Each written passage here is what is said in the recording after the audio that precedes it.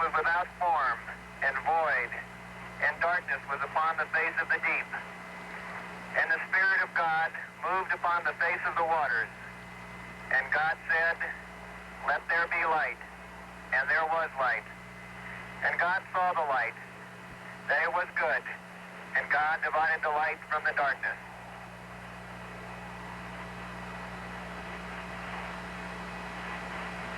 And God called the light day, and the darkness he called night, and the evening and the morning were the first day.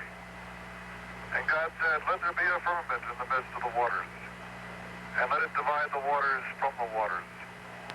And God made the firmament, and divided the waters which were under the firmament from the waters which were above the firmament. And it was so.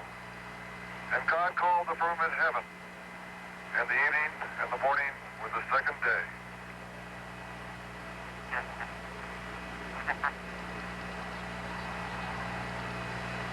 And God said, "Let the waters under the heaven be gathered together into one place, and let the dry land appear." And it was so.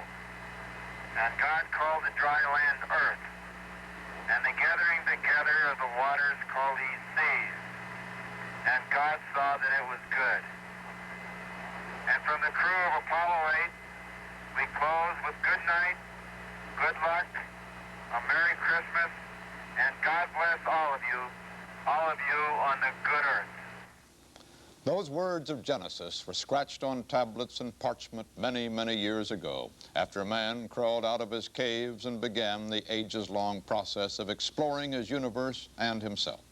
Today, a great new chapter has been added to the story of creation and of growth. Man literally has wrenched himself away from the earth that bound him down through the millennia.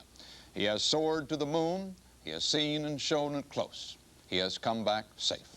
That is the meaning of the mission of Apollo 8, humankind's first flight into the orbit of the moon, an event sure to be written larger on the books of history than almost any our generation has seen. A year of trouble and turbulence, anger and assassination is now coming to an end in incandescent triumph. Apollo 8 achieved every one of its major mission aims, and something else. It lifted the spirits of earthbound mortals and carried them too, if only for a while, out of their own horizons. "Let there be light in the firmament of the heaven," said Genesis. Today there is a new light, and in the next hour we will look at its reflection. This is a broadcast about the flight of Apollo 8. This is a CBS News special report, Man at the Moon. The flight of Apollo 8, brought to you by Western Electric, manufacturing and supply unit of the Bell System, as part of their continuing coverage of important news events.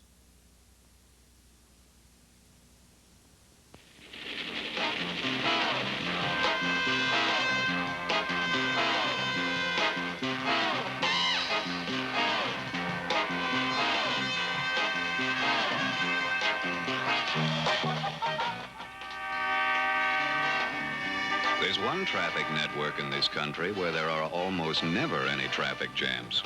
The Bell Telephone Network, with equipment made and supplied by Western Electric. Oh, the Bell System network has traffic problems, too, like over 300 million phone calls a day. But there are millions of routes to choose from, and there's switching equipment to get you through. I'm glad I got through so fast. I'll never make that plane. You wouldn't believe this traffic, bumper to bumper. Western Electric. We make Bell telephones. We also make equipment for the network that keeps your phone calls from getting stuck in traffic. Western Electric, manufacturing and supply unit of the Bell System. America's greatest space triumph, and one of man's most remarkable achievements to date, is the result of work by thousands of people and outlays of billions of dollars. We've seen, heard, and talked a great deal about the sophisticated hardware that lifted the astronauts away from the Earth, guided them so accurately to and from the moon, and kept us in touch and informed about their progress. But the three men, Borman, Lovell, and Anders, were the heart and soul of the mission, although their very human personalities tended to be submerged beneath their cool, smoothly functioning technical skill. But they carried with them man's many hopes and dreams about someday leaving his planet, and in interviews with David Shoemaker in Houston prior to the flight, they revealed how they felt. I'd like to be on the first team. And I think that friendly competition among groups, among nations, among people is always healthy. I think the competition which we have in space between the Soviet Union and ourselves is very healthy. Of course, I'd like to be the first around. To be not saying the complete truth, I didn't feel that I hope that our flight or a flight of Americans will be the first to see the backside of the moon. I don't believe that the program as a whole would have survived as well after the fire if we wouldn't have had this momentum and this desire to complete this goal. That was a good idea.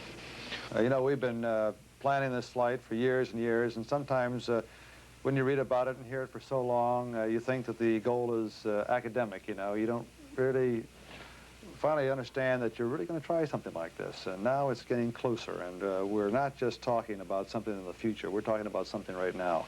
The goal, to me, is just as important as it was back in 1961.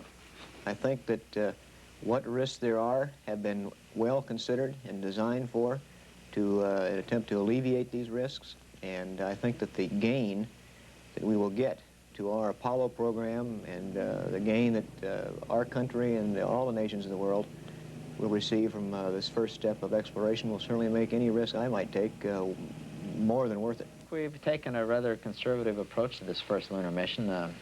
It's one that makes sense. We're doing it where we only have to bother or concern ourselves with one vehicle. We don't have to train for a rendezvous or a lunar landing. And really, you know, this is the program we've been working on for almost 10 years now, so there's a lot of good, hard engineering in it. I don't really think we've left anything unturned. I hope we haven't. Of course, you'll never know until we finally do it. So these three quiet men prepared for what Commander Frank Borman later was to call a fantastic voyage. As head of the three-man Apollo crew, Borman already was a veteran of the space program. He became an astronaut 6 years ago after a career in aviation which followed his graduation in 1950 from West Point. Now an Air Force colonel, the 40-year-old Borman is married and has 2 teenage sons. James Lovell, the pilot of the Apollo Command Module, is also 40 and flew with Borman on the 2-week flight of Gemini 7. Lovell, a Navy captain and graduate of Annapolis, actually replaced astronaut Mike Collins on Apollo 8 after Collins ran into medical problems from a bone spur on the neck. Lovell is married and has 4 children. The youngest Apollo 8 crew member, lunar module pilot William Anders, 35, was a space rookie until this flight. He's a major in the Air Force and also a graduate of Annapolis. In addition, he has a master's degree in nuclear engineering. Anders, too, is married and has 5 children. So these 3 men joined in a spectacular adventure. Last Saturday morning, took their final walk across the Earth before leaving it for more than 6 days. With Borman in the lead, the 3 astronauts suited up and carrying portable air conditioners, headed for the van which would take them to the launch site for the elevator ride to the top of the 36-story tall Saturn V moon rocket. Here's how it went as we reported it, starting with the voice of Jack King at Mission Control. 10, 9. We have ignition sequence start. The engines are armed. 4, 3, 2, 1, 0. We have commit. We have liftoff. Liftoff at 7:51 a.m. Eastern Standard Time. Looks good. Cleared the tower. Oh, and there's the rumble in our building.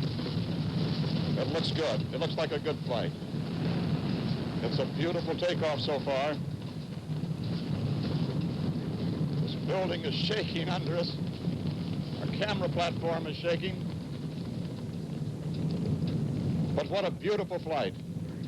Man, perhaps on the way to the moon, if all continues to go well. And our great VU cameras are picking up the spacecraft. 25 more seconds, the other 4 engines of the first stage should cut out. 2 minutes, 25 seconds. The rocket then will be 20 miles high and going 3,000 miles an hour.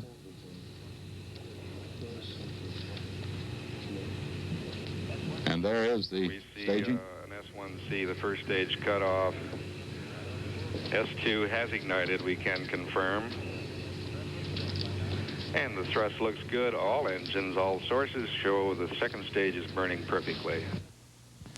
2.5 hours after that perfect liftoff came the historic decision, go for the moon. And this is how it sounded. Apollo 8, Houston. Go ahead, Houston. Apollo 8, you are go for TLI. Over. Roger, understand. We're go for TLI. Go for TLI, translunar injection, meaning to fire up the third stage engine to drive the astronauts up to a speed of more than 24,000 miles per hour, break them free of Earth orbit, and send them off to where no man had ever gone, toward the moon. During that early part of the voyage, the Apollo 8 crew went through a rehearsal of part of the maneuvers to be carried out on the way to the first lunar landing attempt. At the front of the third stage, just behind the spacecraft, is a compartment for carrying the Lunar Excursion Module, the bug-like vehicle that actually is to put U.S. astronauts on the moon's surface next year. When the third stage separates, its forward panels are to break open, exposing the LEM, as it's called. Those future astronauts in their spacecraft ahead of the third stage then will turn their capsule around. They'll maneuver back, hook onto the LEM, and pull it free. There was no LEM aboard this trip, but on the lunar landing flight there will be, flying in tandem toward the moon. But this time, what eventually will act as the mothership, the spacecraft, flew on alone, aiming only to achieve lunar orbit. Does this look like a washing machine? Or a toaster? Or a steam iron? Or a refrigerator? Hardly. But some people are still confused about what we make. Western Electric is the manufacturing and supply unit in the Bell system. We're a part of it. What we do make is telephones. And much of what it takes to connect them together, like underground cable. And to send your calls leaping through the air, microwave radio relay systems. And complex equipment that finds the number you dial. Western Electric makes this for your Bell Telephone Company and the other Bell Telephone companies across the land. Because we're with them in the Bell system to help bring you dependable, low-cost communication service. Does this look like a refrigerator?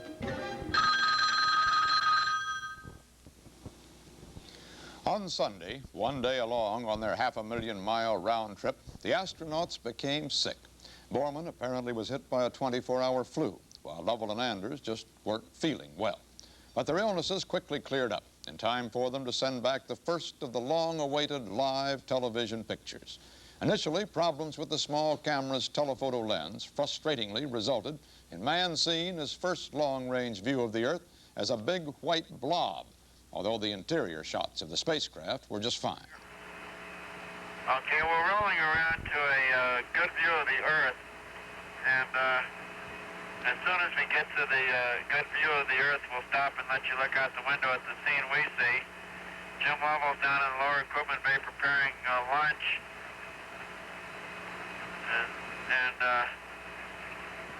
and Bill is holding a camera here for us both. Hey, we have a picture. You seeing nothing? Okay, it's a little difficult to see what we have.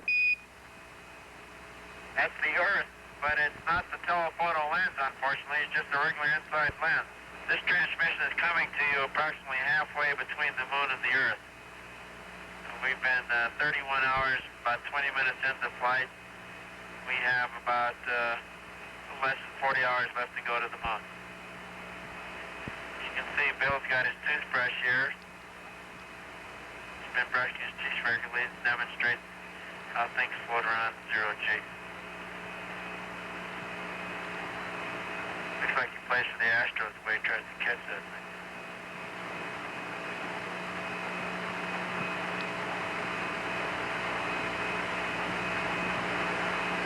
I certainly wish we could show you the Earth. It's a beautiful, beautiful view with predominantly blue background and just huge covers of white clouds. Particularly one very strong vortex up near the terminator. Very, very beautiful.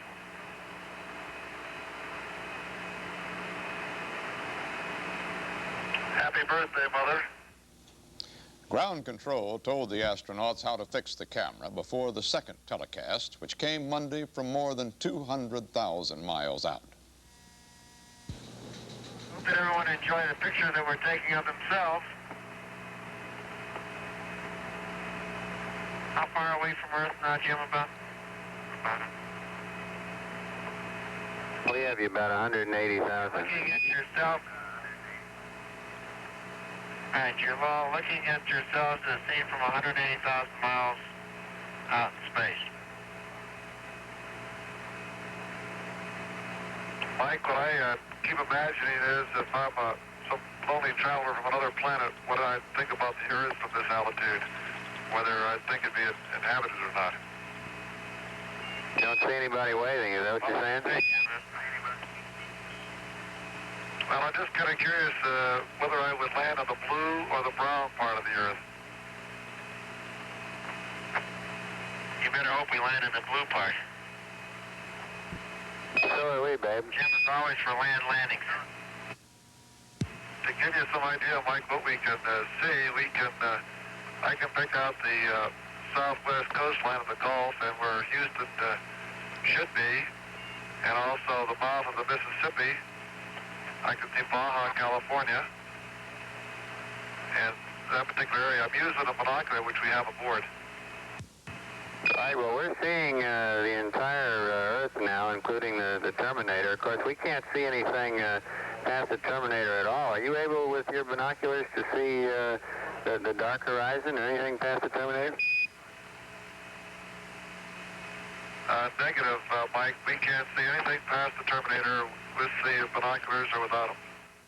The flight continued on near-perfect course, the spacecraft now in the dominant pull of the moon's gravity, being dragged along faster and faster. The first men in history to reach the moon now were preparing to go around it, losing all contact with Earth while they traveled across the backside, where they would perform the critical braking maneuver needed to achieve orbit.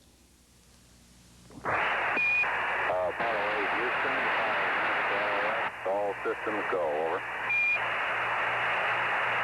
Thank you, Houston, Apollo 8. Roger, Frank, the custard's in the oven at 350. Current altitude away from the moon, 377 nautical miles. Thanks a lot, troops. We'll see you on the other side. You heard the remark of Jim Lovell. Thanks a lot, troops. We'll see you on the other side. It was an agonizing wait for those back on Earth. This animation shows how the 20,000-pound thrust spacecraft engine was fired to slow the capsule and prevent it from whipping around the moon and heading back toward Earth. The initial blast was to put the Apollo 8 into an elliptical orbit, to be corrected later to a near circular path 69 miles above the lunar surface. But on the ground, no one yet knew if that braking maneuver had worked or even taken place. And then, as Apollo 8 came around the moon, voice contact again was established. We've got it. Apollo 8 now in lunar orbit. There's a chair in this room. This is Apollo Control Houston, switching now to the voice of Jim Lovell. First status report as follows. Burn on time. Burn time, 4 minutes, 6.5 seconds. VGX minus 1.4. Attitudes nominal. No trim. VGY was 0. VGZ was plus 0.2. Delta VC was minus 20.2. Orbit 169.1 by 60.5. Almost on top of the success of achieving lunar orbit came Apollo 8's first live television pictures of the moon's forbidding surface.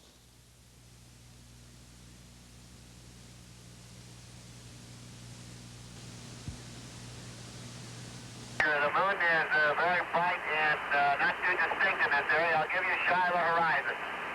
Roger. Eyes up. Is it on the top of your picture? Apollo 8, this is Houston. It's a good picture of the horizon. We can't see many terrain features as yet. There's a very new bright impact crater. Should be in the field of view now. Roger, Bell. Do you see it in the upper part of your screen? Say, Bill, how would you describe the color of the moon from here? The color of the moon looks a very whitish gray, like dirty beach sand, and with lots of footprints in it. Don't these new craters look like pickaxes striking concrete, leaving a lot of fine haze dust? Jerry, as a matter of interest, there's a lot of what appear to be very small new craters that have these little white rays radiating from them. Roger, Jim. Looks like we just got... Roger, we're passing over the crater Borman. And there's Anders out there. Level's right south of it. Roger. Jerry, another interesting feature, these small impact craters have dark spots in the center where it appears that they buried in and hit some new material down below that's got a lot of fine white dust around them. Roger, understand, Jim.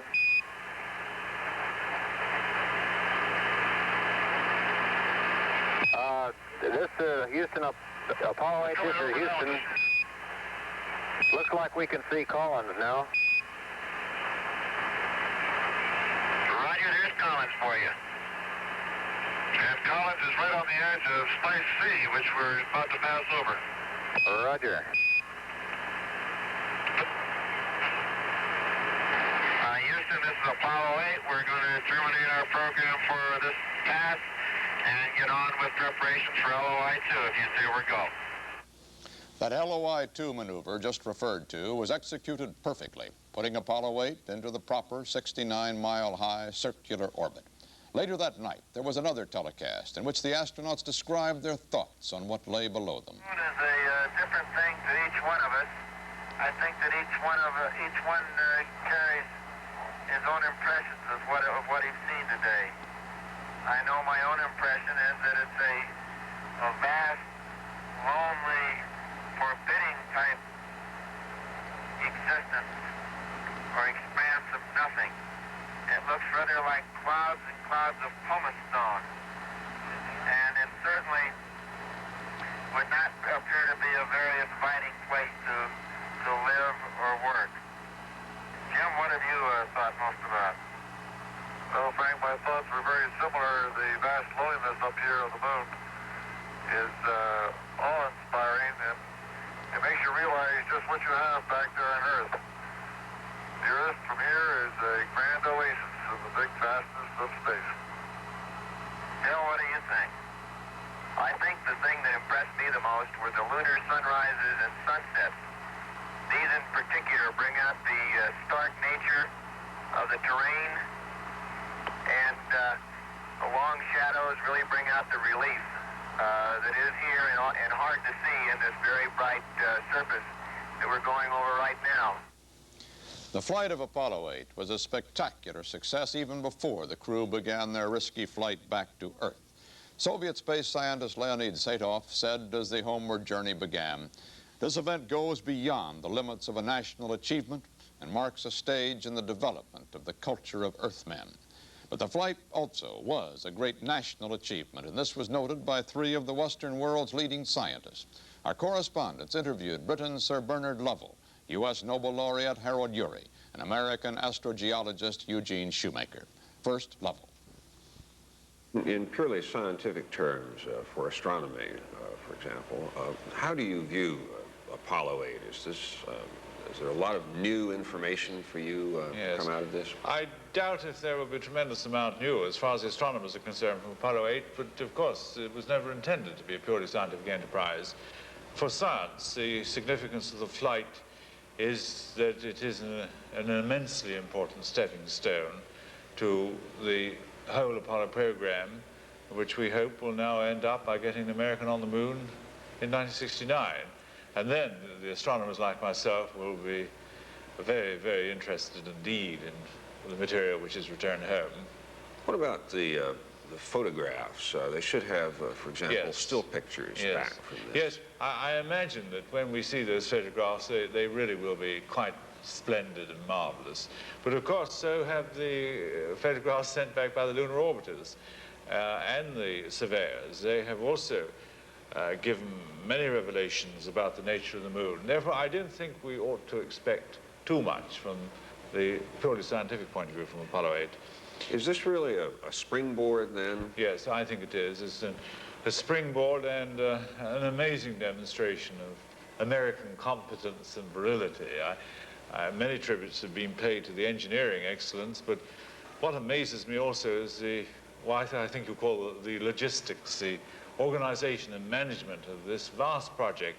After all, it's only less than 8 years since President Kennedy started off the program, and the accomplishment in that time, in spite of the setbacks, is really stupendous.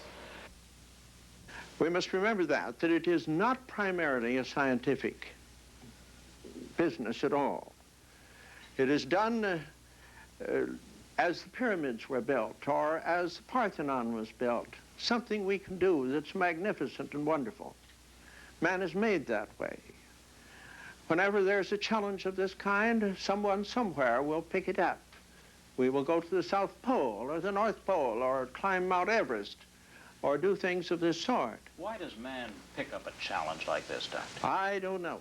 He's made that way. He's done it all through history.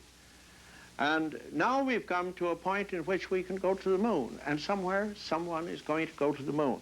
And I would be very sorry indeed if my country, the richest and the most powerful country in the world, didn't try to do it. And didn't try to do it first, as a matter of fact. I think there's a much stronger purpose, a national purpose, in going into space. And that has to do with the fact that space is there now within our grasp. It's now within the possibility to be explored. We have the technique to do it, but it requires a great deal of effort. It's a very difficult thing to do.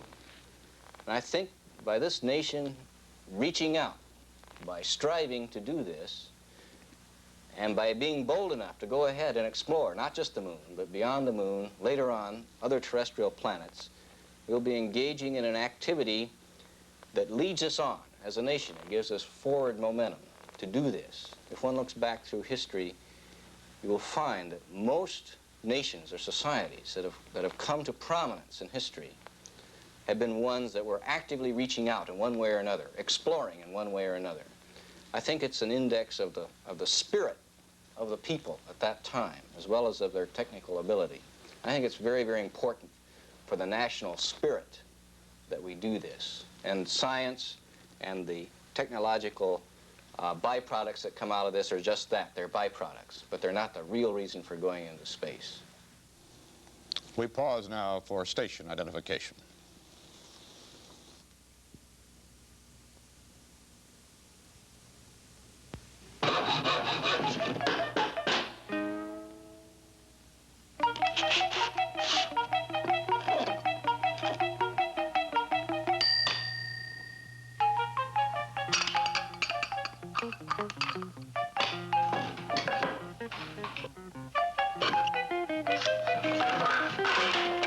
All right, you made a telephone.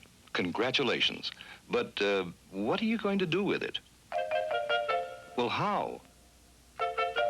Yes, I know it works, but whom are you going to talk to?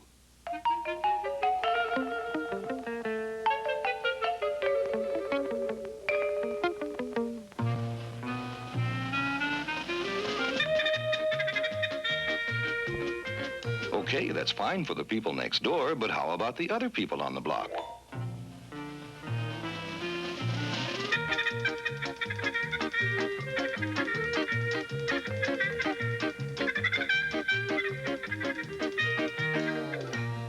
On the other streets in the neighborhood.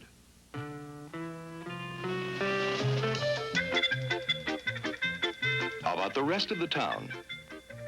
The other towns nearby? The rest of the state? The whole country? Western Electric can sympathize with you.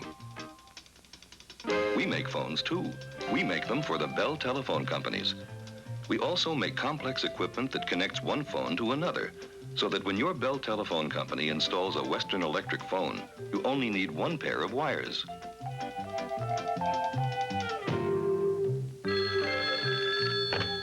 Thanks for helping us make the point, Charlie, that Western Electric is in the Bell system to help people communicate. Oh, would you hold the phone out a bit? Now everyone can see. Much of the final period in lunar orbit was spent taking more film and still photographs. From these, scientists will learn more than they've ever known about the Earth's nearest neighbor in the universe and pick the spot where the first U.S. astronauts are to land. On Christmas Day, the Apollo crew, after circling the moon 10 times in just 20 hours, was ready to head for home. But as before, the critical maneuver had to be performed while the spacecraft was behind the moon.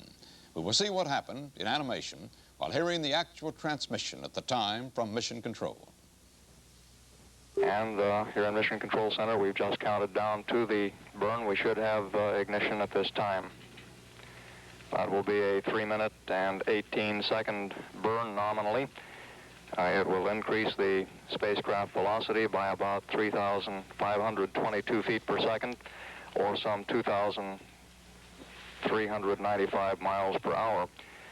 Following the maneuver, the spacecraft should have a velocity of about 8,800 feet per second, some 6,000 miles per hour. But no one on the ground could know if the spacecraft were going that fast until it re-emerged from behind the moon a few minutes later. A few minutes later it did, one of the most dramatic moments of the trip.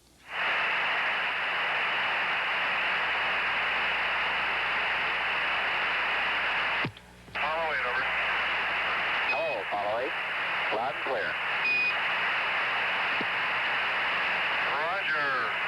Please be informed there is a Santa Claus. Later came a Christmas Day telecast. What we thought we'd do today was just show you a little bit about life inside Apollo 8. We've shown you the scenes of the moon, scenes of the Earth, and we thought we'd invite you into our home. It's been our home at least for 4 days. You can see on the instrument panel, we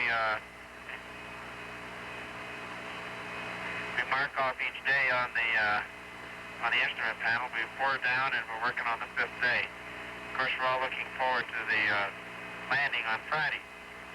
And down here in the part of the spacecraft that we call the lower equipment bay, we have the President's Advisor on Physical Fitness, Captain Jim Lovell, about to undergo an exercise program that we do every day. You notice that he floats around very freely, just bumping his head on the optics of our navigating.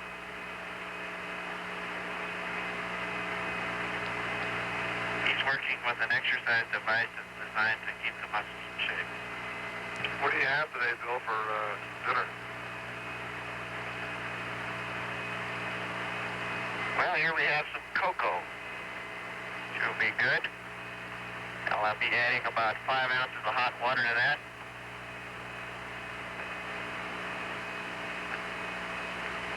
These are little sugar cookies.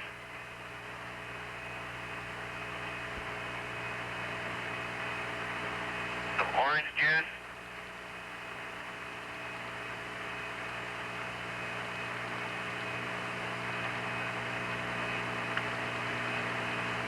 Corn chowder.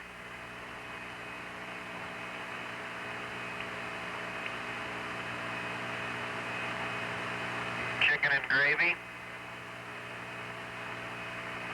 And a little napkin to wipe your hands when you're done. I'll prepare some orange juice here. I hope that you all had better Christmas dinners today than this, but nevertheless, we thought you might be interested in how we eat. If there are any complaints around here, Frank, we'll bring you up to speed on your food when you get back. Down in this area, it's called the LEB, or the Lower Equipment Bay, and we have our optics positioning equipment right here. We do all our navigation down here by setting on stars and on the horizons of either the moon or the Earth. And this is where we find out exactly where we are in space, what direction and how fast we're traveling. And our computer, as Frank had mentioned, then takes the information and tells us how to maneuver to get home safely. I work with the scanning telescope and the sextant, and occasionally if I get too busy, I just sort of float out of sight and go up into the tunnel, which is the tunnel to the hatch of the lunar module, which we don't have aboard, of course.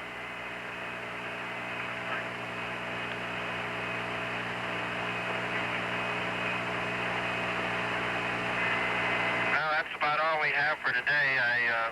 Each and every one of us wish each and every one of you a very Merry Christmas. The next day, more than halfway home, the astronauts transmitted their 6th and last telecast from space. We hear first from Mission Control. This view from Earth with a telephoto lens at some 97,000 nautical miles. Down on the Earth here, so far out in space, I think I must have the feeling that the travelers in the old sailing ships used to have. We've gone on a very long voyage away from home, and now we're headed back. And I have that feeling of being proud of the trip, but still happy to be going back home and back to our home port. And that's what you're seeing right here. Roger, Bill. We'll sure be glad to get you back, too.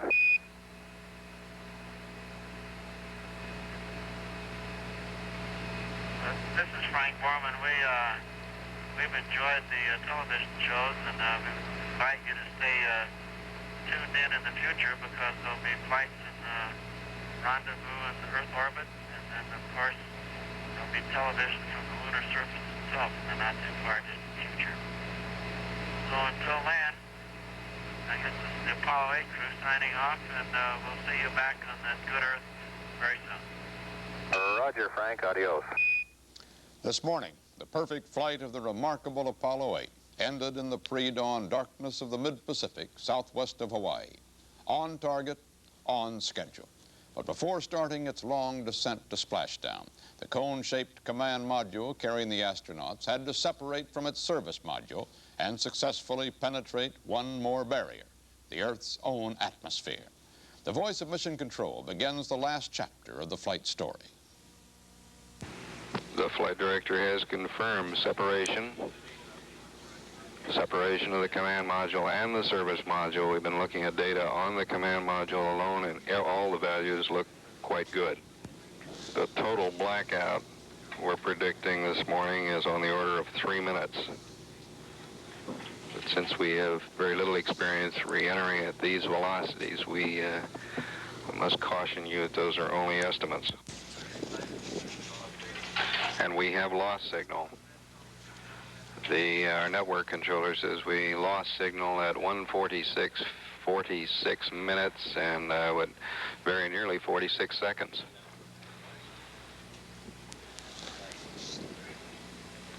And our estimate is that this blacked out period will continue, or let's see, 3 minutes.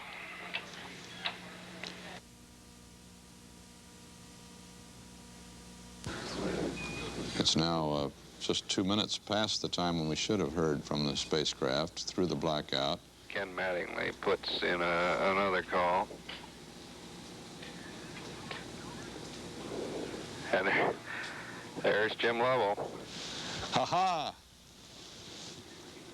He says we're looking good. I can't tell whether it's Borman or Lovell. Let's try to cut it in. We're in real good shape here. Real fine. 146 hours, 58 minutes. Recovery 2 within the last minute. As reported, they have a flashing light in sight, and they followed that with, we have voice contact with the crew. Yes, we saw the spacecraft coming down off the port side of the aircraft carrier. A bright light in the sky, slowly descending toward the surface of the Pacific. It's now 5,000 yards from the Yorktown, and at just about this moment, it should be landing on the surface of the water. The astronauts waited patiently for more than an hour in their bobbing space capsule for dawn and the swimmers from the rescue helicopter hovering overhead. When dawn came, the astronauts climbed into a life raft and were hoisted aboard 80 minutes after splashdown. Astronaut Borman and Lovell and Anders standing on the steps, and a great cheer goes up from the sailors out here on the flight deck.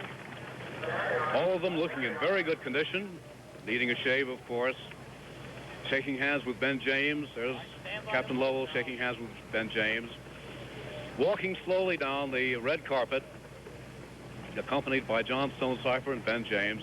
Colonel Borman, would you care to say a few words to the crew? Yes, sir. Thank you. Well, we're just very happy to be here, and we appreciate all your efforts. And I know you had to stay out here over Christmas, and that made it tough. Jim and I always seem to fly in December. We made it home before Christmas in '65, but we can't tell you much how much we really appreciate you being here and how proud it is for us to participate in this event, because thousands of people made this possible, and I guess we're all just part of the group. Thank you very much. Then there was the traditional giving of ship's caps to the three astronauts who, when everybody stopped to think about it, were the first visitors from space they'd ever had. The astronauts then were taken to the ship's sick bay for medical exams while the Navy began the task of recovering the precious Apollo 8 space capsule. Before the astronauts arrived on the carrier, President Johnson placed a call to talk to them from Washington. They later listened to a tape recording of the President's words. You've taken all of us, all over the world into a new era. And my thoughts this morning went back to more than 10 years ago in the Pedernales Valley when we saw Sputnik racing through the skies, and we realized that America had a big job ahead of it. It gave me so much pleasure to know that you men have done a large part of that job.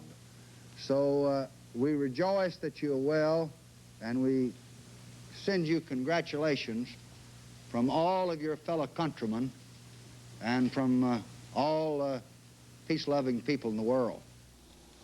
The President spoke of the Russian launching of the original Sputnik more than 11 years ago, a fact which jolted many Americans into thinking seriously about space for the first time. CBS News did a broadcast on the subject that winter, and I was the correspondent. Let's go back in time now and look at our evaluation of the then brand new space race. Just 3 months ago, last October 4th, a new moon no bigger than the span of a man's arm came over the horizon and cast a different light on our affairs. Sputnik was a serious threat, if not to our immediate security, then to our sense of security. It shook the confidence of our allies, the respect of the neutrals. Moscow's mood has been one of new confidence, exultation in the Soviet press. Ours, a Soviet Sputnik, is first in the world. Entire world ecstatic over great victory of Soviet science. First step into the cosmos, Sputnik over all continents. In the race for control of the moon's surface, here's where we stand. Here's our first space vehicle, still on the ground. It might have been launched more than a year ago, a year ahead of the Russians. Originally, there was a joint Army-Navy project to put a satellite into orbit in 1956 using military rocketry. But the White House deliberately canceled that in favor of the lower priority scientific program. Right now, there is no problem in the theory or technique of orbiting a satellite that we haven't licked, but it's a laboratory licking. We need tests and more tests. In every quantity of tests, there's a definite number of failures. The Russians keep their failures to themselves. We don't. To sum up, in satellites, we are a year behind the Russians, the year we lost in the switch from the military to the scientific program. We hope to make up sometime by using satellites with better instruments than theirs contain and thereby collect more information with ours. But the Russians are gathering valuable data right now. Since those dark days of 1958, the United States, too, has been gathering valuable data in flight after flight, suborbital, orbital, spacewalks, rendezvous, and now the trip to the moon. And so far as can be foretold, the United States is likely to put a man on the moon before its Soviet space competitor. At the very hour of splashdown, we sent cameras to look at the bizarre craft which is slated for the riskiest space job of all, landing on and leaving from the moon. The particular vehicle designated to take 2 astronauts to the surface of the moon in mid-1969 is being prepared today by Grumman engineers at Bethpage, Long Island. This is lunar module number 5, to be attached to Apollo 11. Here is the cabin in which 2 astronauts will stand. Workmen are making final adjustments on the instrument panels. This is the hatchway down to the lunar surface. The descent to the moon will be slowed by an engine sheathed in plastic for protection and shipment. This is it. Various antennae will aid the lunar landers in rendezvous and docking and in conversation with each other. The radar antenna has been removed for safety during the flight to Cape Kennedy. Perhaps the most critical engine on LEM is this one, the engine that is to lift the upper stage off the moon and get the astronauts back to their command vehicle for return to Earth. It's a smaller version of the same engine that got the Apollo 8 astronauts in and out of lunar orbit and back on course for the Earth. There have been some troubles with the lunar module. In fact, Apollo 8 was originally intended to test the module in Earth orbit, but the module wasn't ready. Now the question is whether it will be ready and safe for the next test and for the moon landing before the end of 1969. In our Space Center, Mike Wallace talks with a senior Grumman engineer about that and about how LEM works. This strange-looking bird, the LEM, Mr. Kelly, how does it work? Well, this is the spacecraft that's used to take men down to the lunar surface. And it's docked to the command module, which the conical-shaped part of the spacecraft docks to the top of LEM here. And 2 of the 3 astronauts enter LEM by crawling in through this tunnel. Once inside, they detach the LEM from the command and service modules, and using this throttleable descent rocket engine, they descend to the lunar surface. That's the only throttleable rocket engine known to man, I gather. Yes, it is. It has to be throttleable in order to land very softly on the surface with the landing gears you see here. Then what? Well, once on the surface, the astronauts will come out through the front hatch here and climb down this ladder to explore the lunar surface. They'll take out some scientific equipment from one of the bays here. When they've completed their experiments, they re-enter the LEM, and the upper portion of the LEM detaches from the lower portion. Hopefully. And this is called the, oh, definitely. And this is called the ascent stage. And we blast off from the lunar surface using this rocket engine here, the ascent rocket engine. We then rendezvous into lunar orbit with the waiting command and service module. We're tracking them all the time with our rendezvous radar. You can see the antenna from that here. Now, there's no backup system on this ascent module, is there? No, it has to work in order to get the men safely home. When they turn the ignition, if nothing happens, then there's just no way for anybody, any place to help them. That's correct. That's why we've made it as simple and reliable as we possibly can. Is that why you are overdue with the LEM? I gather that it's somewhat behind schedule, and there's been some skepticism as to whether you were going to make it in time for Apollo. Well, you didn't make it for Apollo 8, which was supposed to be a LEM mission. Well, we were very close on Apollo 8. We were having some relatively minor troubles with electromagnetic interference on our spacecraft at the Cape at the time that the missions were being reviewed. Now, it also happened that NASA was quite interested in performing the type mission that we just saw on Apollo 8 because they could have, without LEM being there, they could take additional fuel reserves for the lunar orbit. So that's why they went that way. Apollo 9, the next one, the LEM goes along, but this is just Earth orbit. What happens with LEM?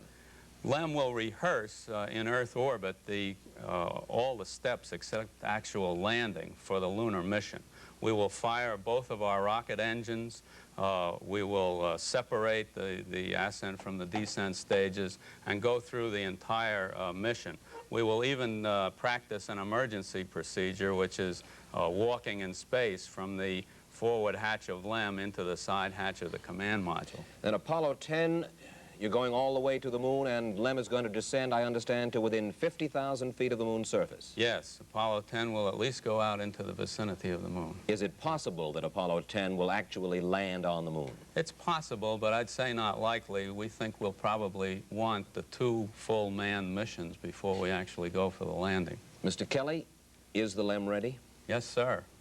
And you'd go along? Right today. The next giant step, then, to put a man on the moon. The flight of Apollo 8 has inspired the poet in many men. In a moment, we'll hear some great poetic reflections on its meaning.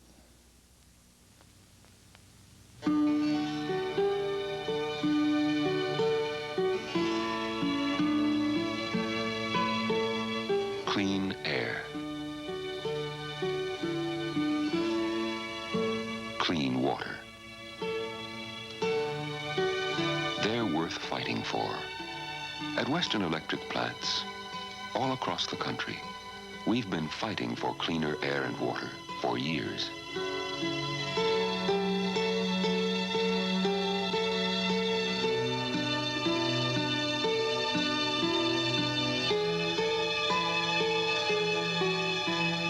Fighting pollution doesn't make the telephone equipment Western Electric builds for the Bell telephone companies any better.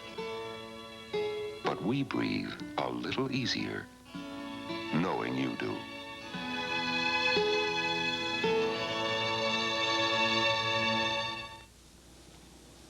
On Christmas morning, when the 3 astronauts were soaring around the moon, the New York Times carried on page 1 an article by Archibald MacLeish, elder statesman of American poetry. It seemed to us to say just about all there was to be said about the flight of Apollo 8, so we asked him to read it into our cameras. Herewith, riders on the earth together, brothers in eternal cold.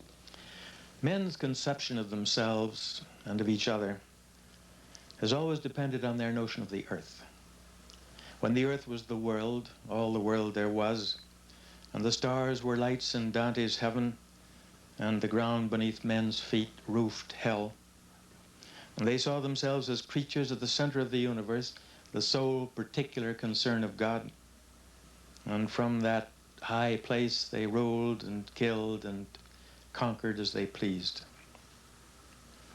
And when, centuries later, the earth was no longer the world, but a small, wet, spinning planet in the solar system of a minor star, off at the edge of an inconsiderable galaxy in the immeasurable distances of space, when Dante's heaven had disappeared and there was no hell at least beneath the feet, men began to see themselves not as God-directed actors at the center of a noble drama, but as helpless victims of a senseless farce where all the rest were helpless victims also.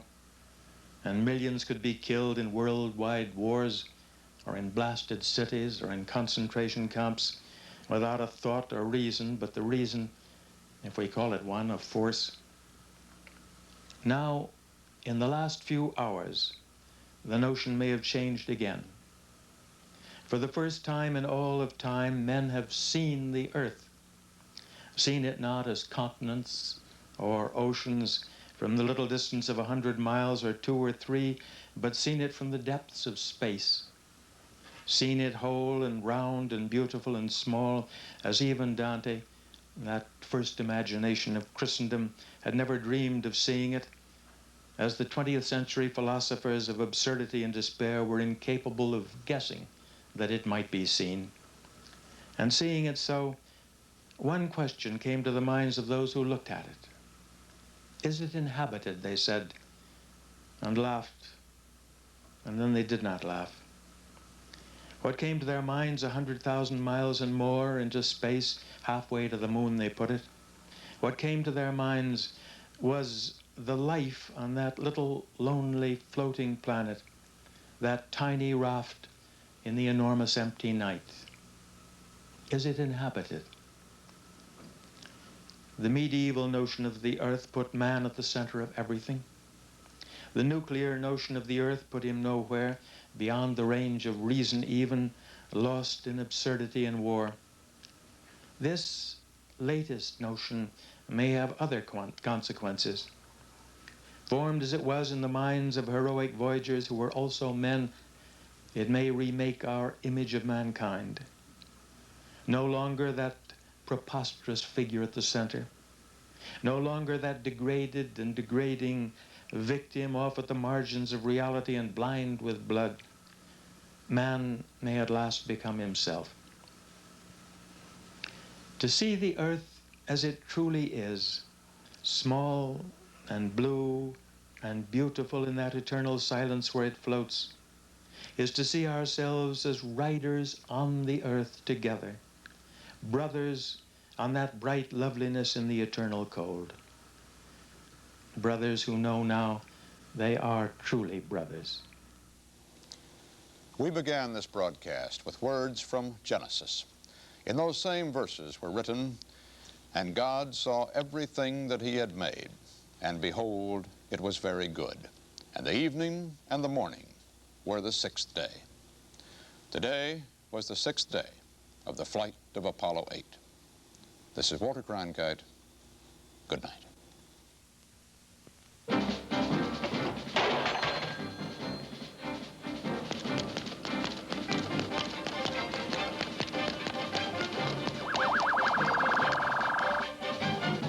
Who in the world would treat a telephone this way?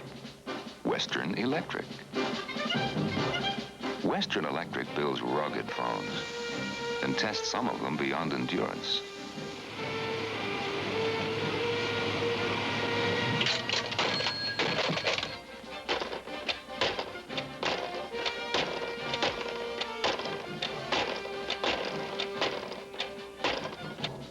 Chances are, the phone your Bell Telephone Company installs will never need repair. You can take your Bell phone for granted, because we don't at Western Electric, manufacturing and supply unit of the Bell system. This CBS News special report, Man at the Moon. The flight of Apollo 8 was brought to you by Western Electric, manufacturing and supply unit of the Bell system, the people who provide telephones and equipment that connects them.